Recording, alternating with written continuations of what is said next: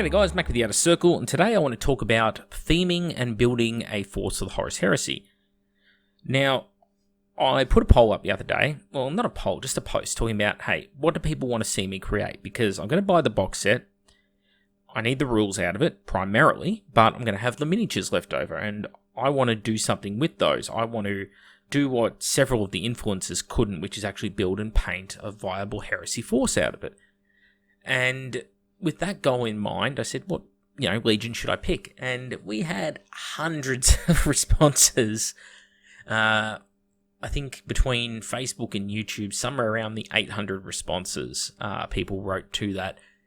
And predominantly, I found the main two that people picked were Webbearers and Salamanders out of the options available. And primarily, I think it was Salamanders that won out by a narrow margin. And that's alright, I've never really tackled Salamanders. I've done 5 with Heavy Flamers and a Chaplain for older 30k, for the fun of it. And I could even include them in this new force. They're a little bit more grim, dark, olive drab style. But we'll see. We'll see if they fit. That's a later problem. So normally when people are looking online, you're looking for a project, and you're looking at what other people are doing, you get to see the end results. You don't get to see the start of the process, the genesis of an idea. What you see when you look online is, you might get work in progress shots, like, hey, here's the latest unit I'm working on. It's a tactical squad with plasma guns, and here's the color scheme I'm doing. This is pre-oils, pre-transfers, pre-weathering. Go from there. What you don't see is all the thought that goes into prior to that point. And before this box arrives, I've got 2 weeks to plan out what I want to do with it. And what I want to do is create something that doesn't look like this box does. So what do I mean by that? Well, in the base box here, you have 40 Space Marines in Mark 6 power armor. They're all the same, they're all stock, there's limited variety of poses. And it doesn't really feel like a Legion that's fighting in the middle of a war for me, because it's the story I want to tell. It doesn't feel like a Legion that is recovering from the severe losses they suffered at Istvan and is trying to rebuild their numbers. This might work well for, say, Siege of Terra Imperial Fists, for example. It does not work well for my needs. So I want to do something interesting with it. And now I have a choice. I can accessorize them. There are 2 ways I can go about this. I can build up detail, emboss parts, if you will, or I can use transfers and paint. So when it comes to embossing up parts, need look no further than over at Forge Worlds and the shoulder pads here, Sons of Horus and Imperial Fists. They are good if you want that exact icon. You don't have to paint it that color, but that icon is the shape you're stuck with if you choose that shoulder pad. And I don't really feel it. I then look at the Imperial Fist heads and I look at the Sons of Horus heads. Apparently they're all Mark 6, but I think everyone can tell looking at them they're their own thing. They look closer to the Mark 4 Blood Angels heads that are on screen, or the Dark Angels Mark 2 heads than Mark 6. So this says to me, look, I think I can get away with helmets or heads for these models that are not the beakies necessarily. It's not that I won't use them, but I think I can add in quite a few ones that are different to the beakies. I also don't want to go for embossed parts. So a good example of that might be, again, that Spartan we were looking at a second ago. So as you can see on the doors and such, there's the Aquila icon with the sort of Imperialis lightning bolts, and you've got the embossed scroll work, I guess, on the front of the hull. That stuff to me it's optional, but for me it's going to be clutter, because I want to do something with these doors. I'm thinking I want to go something like Salamander's transfers, maybe the crossed hammers, or crossed hammers over fire, or the Salamander's Legion icon over the top of the big fiery symbols on the doors. Or I could even take the doors, paint them separately to the rest of the vehicle and do some sort of airbrush stencil thing, or even freehand something onto there that's really unique and interesting. So I've got some options of what I can do with it. I also This is a good time actually to point out. This is a really good decal sheet, the Salamanders one. It's not one I've owned before, so I've had to buy it in, like many other things. But the Night Lords one's a bad one, particular. So I'll bring that up now, just for those who might be going through this process and thinking, what am I going to build and paint and play? This decal sheet has odd, bizarre numbers of decals on it. So, for example, all the coffin shapes you see in the middle of that sheet above the Legion 8 symbols, you get 8 of those. Well, squads in Horus Heresy are multiples of 5 or 10, usually starting at 10 for anything in power armor, and going up to 20. So what use is 8 icons when you need to kit out all 10 models in your squad with them? It's not very good because of that. And then you've also got a lot of Legion icons, but there's 5 of them. And then the hourglasses, there's 6 of some, there's 5 of the others, there's 10 of some. It's all over the place. It's bizarre. It's just a word of warning for Night Lords players. You may want to fork out for a second sheet. And yep, you're going to have some stuff extra, but trust me, it's going to be really annoying when you get this sheet on day one and you start putting decals on and go, hang on a minute, I haven't got enough to do my basic 10-man squads. Anyway, back to the Salamanders. So I'm going to go down this route. I think for my infantry, I'm definitely going to go for the regular Legion decals and squad markings and iconography. That's the easy part. Cool. So next thing we're going to do is I've got a lot of power armor in this set. And I know that because of the way they designed the mold, they kind of took a shortcut. Okay, as someone who's made molds, they've made the shoulder pads as 2 halves. And the reason they've done that, the riveted shoulder pad, that is, the one at the very top of the screen, you can see a row of it, that's 5 shoulder pads, but it's 10 pieces. They've split them in 2 because it means when they're molding it, they can form a nice round dimple on every one of them, whereas putting the dimples onto the sides of the shoulder pads would require an additional moving part in the die.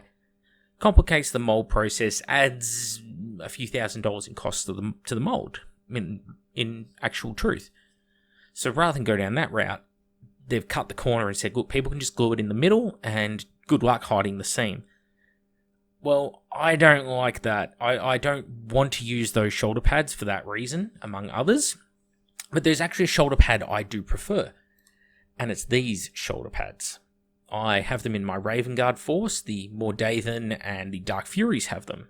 And so I'm going to play a little bit fast and loose with the fluff here and go, well, the Salamanders and the Raven Guard worked together at Isfahan. They got along really well as 2 different legions, and post-Isfahan did a few operations together. As part of the Shattered Legions. I'd like to think that there was obviously a tactical utility to this style of shoulder pad, where it's sort of like a reinforced plate over the top of the regular shoulder pad. I like to think that they shared that technology with the master artificers of the Salamanders, and so that Legion's adopted it. So I'm going to 3D print shoulders without any other iconography on them, just blank versions of these shoulder pads for all of my models in power armor, because I like the look of these shoulders way more. I think they look really, really cool. How it just looks more like a reinforced shoulder pad. So that's the first thing I'm going to do. The next thing I'm going to do is I'm going to look at things like characters. Now, Vulcan Hestan is a good example of power armored Salamander's character. I don't really care for the Adrax Agatone guy, the Primaris one. Doesn't have much utility. Very samey compared to other Space Marines. But this one here, the Salamander's spear, the little arm hand flamer thing, and of course all the dragon scale, I would like to incorporate that into into these guys, and especially into the characters. So this one here, I don't know I can do much with straight away. I need to have it in my hands and really pause and think about what could be done to accessorize this one to make it work for me, we'll say, because I don't see a salamander in here. Salamanders have really beautiful armor schemes and use the blank canvas really effectively. They don't just throw bling in shit places. This model kind of does. So I need to really sit down and think what I'll do with it. But this guy is very salvageable. So I think straight up head swap. that's the first thing. We get this guy into a different helmet, and I think the best choice would be either one of these type of helmets, the original upgrade ones, like the Drake's Bone on the bottom left, with the sort of Drake snout perhaps could be good, or I've actually got 3D files to print these sort of helmets. So I want to intersperse these helmets heavily throughout this force. And I also really like their hand flamer type units, and so I think I will use those to represent combi flamers on the squad sergeants. So see, now we're starting to get somewhere with this design. So we've got heads there, and then I think weapon-wise, the arm that's raised up in the air holding the sword, if we can get a spear, like Vulcan Histan's spear here, and have it in the hand of this guy, so he's stabbing downwards with the spear, that would be a really cool look. That icon on the back, let's get rid of that, because it's very 40k, the skull and Templar cross sort of style. Let's also look at doing maybe something more like this, or a different type of Auxilia backpack. Yeah, that would look much nicer. I think we'll ditch the cloak and the shoulder pads, maybe move over to the shoulder pads I'm going to use on the tacticals. The Volkite arm, I think let's get rid of that as well. Let's turn that arm into a shield. I think we'll go with something like the Fire Drake's shields, because they're really cool. It can Storm Shield. Doesn't matter if I use it as Storm Shield. It can be a combat shield, it can be a boarding shield, hell, it can be magnetized. But that'll add a little flavor.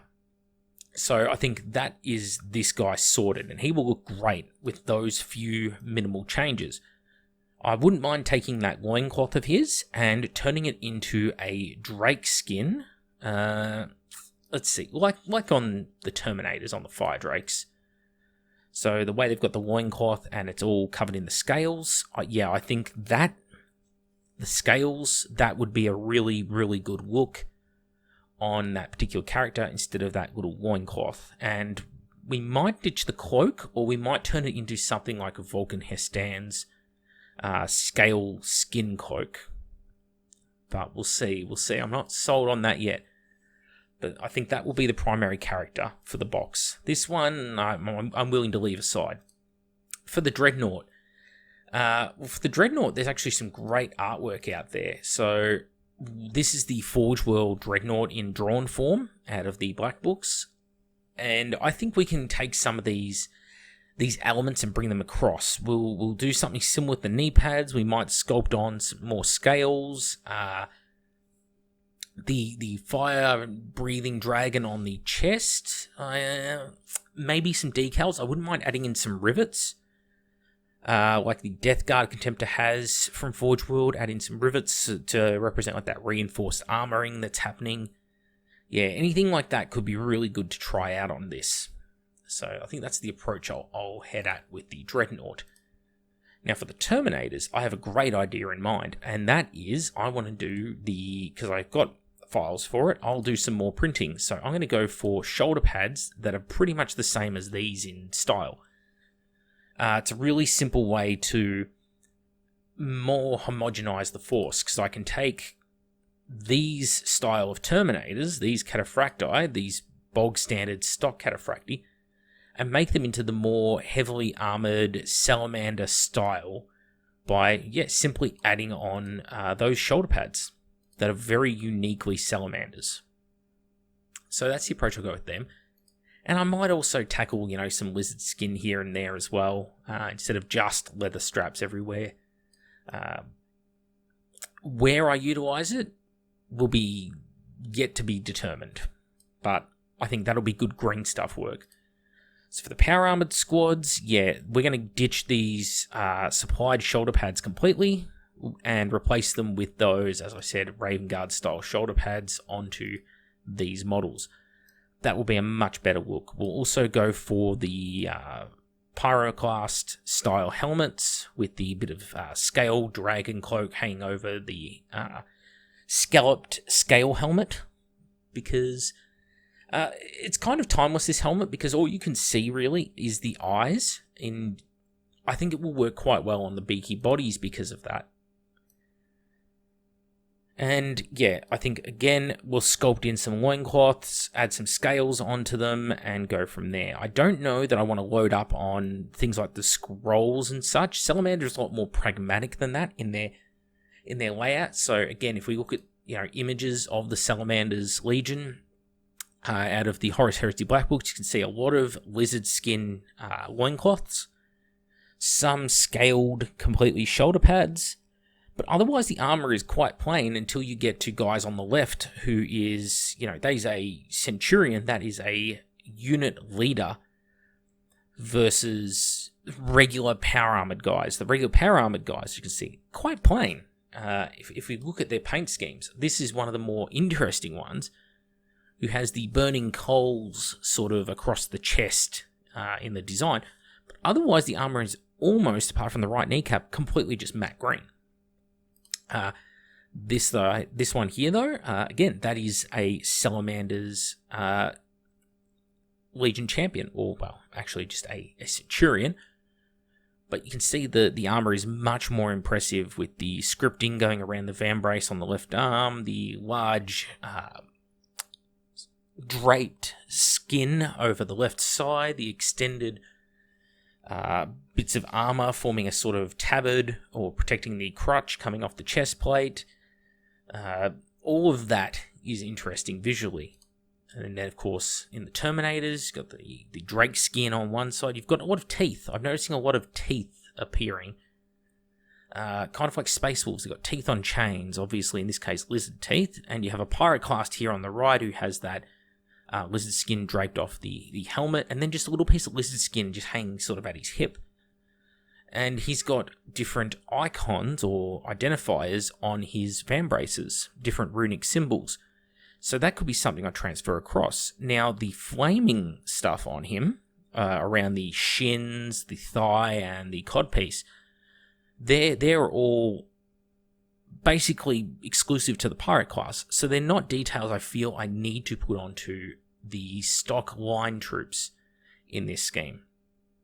So keeping those thoughts about these guys. And then, of course, last but not least here, you've got a breacher, Salamander's breacher. And you can see, again, quite plain, just a little bit of lizard skin draped over. That's about it, apart from some extensive art on the shoulders. So that's the direction I'm going to go with this force. And that means all the crap can go. Yeah, I might keep the sword, but I'd probably prefer to go down the route of something like this sort of, I don't know what you call that. We'll call it a banana knife for now. The guy in the center has. So, guy on the left here, something like that machete style knife or sword, that might look pretty cool on them. And of course, I want to use these sort of arms as sort of identifiers of the squad sergeant. Maybe use them as combi flamers or combi melters. Yeah, that'd be pretty cool. I don't know that I want to go for the really, again, grim dark looking Vox array on this. I think I'll do something different or print something up myself for that. And then, of course, I think the Vexilia works. The Vexilia is fine.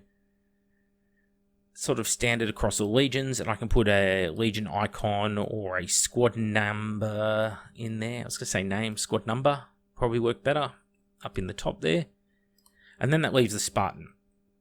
Now, Spartan is going to have to be a sort of centerpiece for this force because I won't be using it for the Terminators that are supplied in this box. I will put a unit of Fire Drakes in there. Definitely will put a unit of Fire Drakes in that Spartan because, well, they're a valuable, hard-hitting unit. They're what you want to get across the battlefield, so they're going to get pride of place in it. That means, though, that I want it to look like the sort of vehicle that's carrying my most elite unit across the battlefield. Take a bit of pride in it, use it as a real focal point that when people first come over to look at my army on the table, the thing that sticks out straight away is that tank. So that needs the love and the affection. So with that in mind, we need to think of Salamander's tanks. So with that in mind, and this here is a Typhon. A Typhon is a Spartan chassis, but it loses the assault ramp and gains that Dreadhammer cannon on the front there. So, this here, let's look at it. We've got the black trim sort of surrounding the rear door, little bit of black in the quarter indentations, as well as up a stripe on the top left of the vehicle. I think those colours would translate across, very much repeating the colours that are used here on the Imperial Fist one, but supplementing out away from what it's got. For the doors, I think, yeah, let's copy something quite similar to this with the flaming coals. I think that either freehand or stenciled, there's a lot that could be done with that, so I'm really keen to give that a go. I think I will paint the door separately to the rest of the vehicle. And I would like to look at the decal sheet and try and find some more iconography, maybe the golden names, runes, that kind of thing, or even look at some other decal sheets or transfer sheets, because I have all of them, pretty much. You know, the Sons of Horus one has a lot of interesting Sithonian runes, and they're not correct, but the golden runes, I could combine them with some other symbols. I've got Imperial Fist, Thousand Suns, Death Guard, I've got all those transfer sheets. What I might do is go through, Iron Warrior is another good one, I might go through and try and find some golden iconography that I can use, some stuff I can take off other transfer sheets, combine it with the Salamanders transfers, so that when I'm doing the vehicle, I can maybe have some golden runes around the door. Might look really nice. Like where this vehicle has Abraxas written. That wasn't a terrible Jesse Ventura movie? Yeah, anyway. Where that is written across the vehicle, I'll probably put something there, because that is a good spot to really say this is the creme de la creme of my vehicles. And I might also look at taking some lizard skins and draping them over different parts of the vehicle. Where might I drape the lizard skins or the drake skins? Well, I can put the crewman on there and turn the crewman into, like the other characters, into a bit of a pyroclast looking guy. Definitely one way I could do it. But I think maybe just the skin hanging over, maybe hanging off the door, above the door to the left of it, sort of between it and the gun. I could have a lizard skin draped there, or I could have one over the top of the assault ramp draping down. There's a few different spots I could put one in, but it would be nice to try it out. So there's going to be a lot of printing in this army, or 3D printing. The 3D prints are not going to make the miniatures. I need to make the miniatures, and the Games Workshop stuff is still going to be the main focus, the main base plate. I mean, yes, I'm going to print these shoulder pads. You know what? I have a crap load of these shoulder pads. I don't need to go through, shave off all the little Raven Wing icons, and then off the right arm, fill in the 19 numeral and the fast attack or elite symbol, whichever that is. I think it's the fast attack symbol. No, it is the elite symbol for Raven Guard. Apologies. I don't need to take all these shoulder pads, cut those things off, shave them down, whatever. No, I'll just print some that are identical. There's no need to, you know. This is all within the realms of what an influencer could do. And I want to do it in 3 weeks.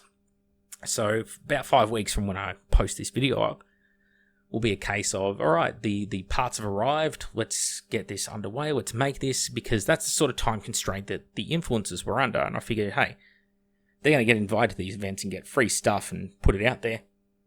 They'd want to do a damn good job of it. And the fact that many didn't paint their stuff, or didn't hand it in, or whatever, or they got someone else to paint it, that was kind of depressing to me. I want to put as much love and affection into this as I would any other project. And I'm keen for it. But this is the sort of thought process that goes on behind it. What are the markings I'm going to use? What are the parts I'm going to look at? What are the influences for this force? You know, am I going to include Mark III helmets and Mark IV? Am I going to follow the elite units like the Pyroclasts? Or am I going to look at something like the Fire Drakes? Well, yeah, I like the Storm Shields, and the Fire Drakes are awesome. So they're all parts I want to take. And then, of course, I've got this existing artwork. And that's helping to define the color scheme. Like, it's majority green. Flame is often added onto one leg only. But that might be a really good way for me to help differentiate squads. Maybe have one of the 4 squads has fire on the right or left shin on all of the members of the squad. Cool. Easy way to pick my troops out from one another. I can also have all black shoulder pads on the miniatures, or I can go for something like this, green shoulder pads. with little fire decals on there. There are options open to me. So how I tackle this, I've already thought of the color scheme, therefore. I just need to find a paint that I like, that I want to use for it. And I'm thinking I have a mix of Miniature and Vallejo. But I could be tempted to do something like a zenithal airbrushing. And then I've really grown to love the Inkintensity range from scale 75? Scale color? Yeah, scale 75. Inktense Green SC84. Holding it right now. I've been just doing lots of wet blends and such with these, and they have been absolutely fantastic inks. I love inks. And that ink, potentially mixed with a little bit of yellow Inkintensity, airbrushed over a black base coat with white highlights, or yellow highlights even, would work quite well, I think. Turning them into salamanders. Give me some really interesting contrasts and colours. So we've got, okay, what are the decals I want to use? Where do I want to put them? We've got an idea for a colour scheme, what colour we want to paint what panel.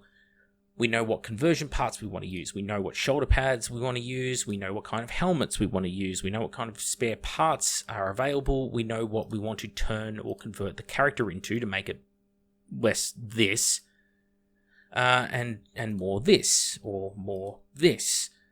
Something that actually looks like it belongs in the Legion, as opposed to... It's not the worst model ever, but it does not look like a Salamander. It does not look like most Legions. You know, I joke about this guy, but could you see this guy in a Blood Angels army? Like, all the guys around him in that, looking like the Spartans out of 300, with their, like, chiseled six-packs and their golden armor. And then there's this guy, and he looks like the fat guy out of Meet the Spartans. If anyone gets that reference, I'm sorry for you. Yeah, that model, I really need to think how to fix that. And, you know, the Terminators. We're going to tie in those Terminators. We know what we want them to look like because there's a unit already of Cataphractii Salamanders. And we get them sort of halfway between what they are and that. And they'll look fantastic, I reckon. So there you go. That is the genesis behind planning a project. This is what I want to do with the Force. And then from there, I know that, okay, to expand that Force, I'm going to get a unit of these guys. I'm going to get a unit of these guys. I'm probably going to get a Salamander's Contemptor as well, I imagine. I already have Vulcan, so I've got all the Primarchs. Yeah, probably going to stay away from the sculpted doors for vehicles, like the Rhino doors and that. Will I go for Rhinos and go heavy armor? Probably not. I really love Salamander's infantry with all the little scales and cloaks, and yes, I would be tempted to add a Predator squadron to them, or anything that I can mount lots of flamers on for theme would be really cool. So a flamer and Inferno Cannon armed Predator squadron would be really cool, because it wouldn't be super common, I don't imagine. Yeah, that's all ways I could expand the Force. Anyway, that's all from me, Mac with the Outer Circle. Hope you got something out of the episode and how I get into these projects. The next time I go to this topic should be about the time when I start the Force, and you can start to see the bits I put together in the next couple of weeks and see it's starting to go on the models. Hopefully it comes out good. See you all on the next one.